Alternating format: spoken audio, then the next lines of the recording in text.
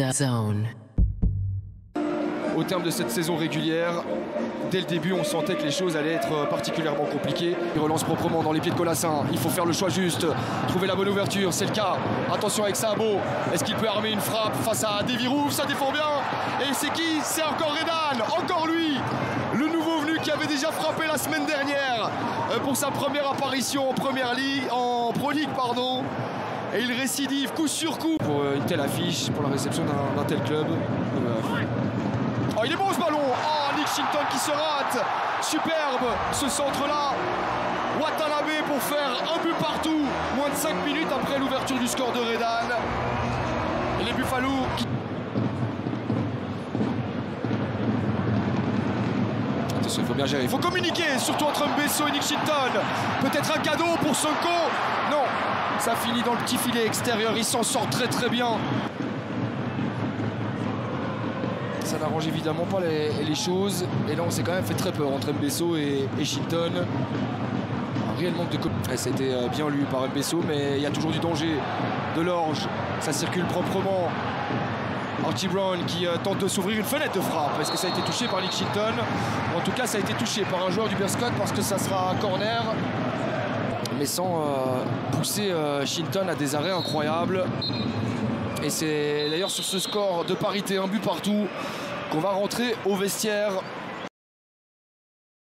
Premier temps, celle de Henderson dans un deuxième, et celle de Redan, et on atteint le flanc gauche avec Para, le centre de Colassin pour Redan, le doublé de Redan, incroyable la situation qu'il vit en ce moment. Le Bearscott qui reprend les commandes du match à la 55e minute. Attention. Possibilité peut-être d'égaliser une deuxième fois dans cette rencontre. La sortie de Nick Shinton qui se trouve complètement. Il y a un coup de sifflet et un penalty. Je pense qu'il y a une faute évidente de la part de Nick Shinton. Déjà buteur le week-end dernier, Dante Vanzer face à Nick Shinton pour le 2-2. C'est bien placé alors que Nick Shinton avait choisi le bon côté. Mais il a mis de la précision à défaut de mettre la puissance. Dante Vanzer qui fait 2 buts partout à la 63e minute de jeu. Et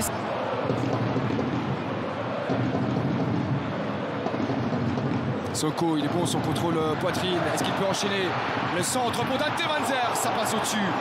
Grosse opportunité. Pas loin de pas planter son doublé. Chimanga, il peut pas rater ce genre de passe là parce que ça peut coûter très cher. Sonko dans le rectangle, Sonko pour Gore peut-être. On réclame une faute de main, tout le monde l'a vu sauf M. Van Damme.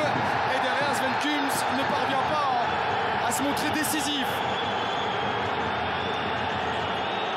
Ça sera un corner accordé aux Gantois.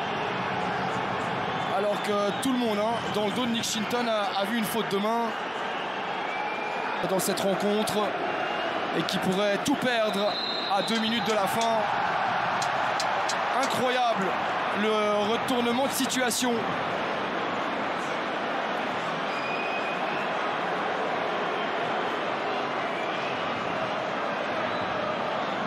Et la confirmation que le Bearscott vit bel et bien une saison cauchemar où quasiment rien ne tourne en sa faveur.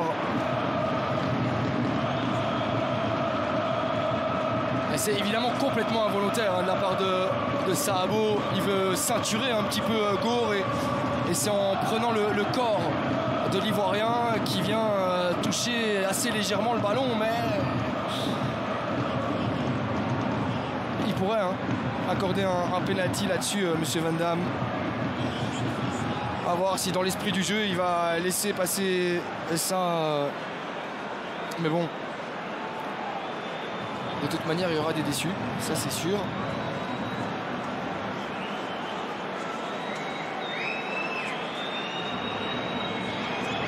Et il hésite. Monsieur Van Damme, il va prendre sa décision maintenant. C'est évidemment une décision capitale pour l'avenir des deux équipes d'ailleurs, quelle qu'elle soit. Et c'est finalement un nouveau penalty accordé. C'est la catastrophe pour le Bearscott qui voit tous ses efforts s'envoler.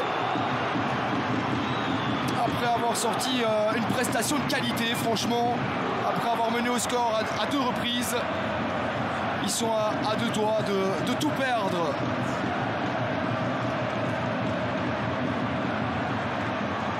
c'est difficile de ne pas l'accorder ce pénalty-là. Et c'est de nouveau un duel qu'on a déjà vu dans cette rencontre. Dante Van Zer face à Nick Shinton.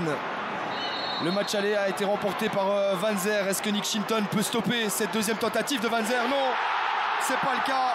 Les Gantois qui prennent les commandes pour la première fois du match au meilleur des moments, dans la dernière minute du temps réglementaire via le doublé. C'est quand même incroyable qu'à chaque fois, il n'y a pas un joueur du Beerschot capable d'aller disputer ce ballon. Ça arrive chaque fois sur une tête gantoise. Attention, mauvais geste d'Antoine Colassin. Ils n'ont pas besoin de ça, le Beerschot. Ils n'ont pas besoin de ça. Mais si on donne un carton rouge pour ça, je suis désolé.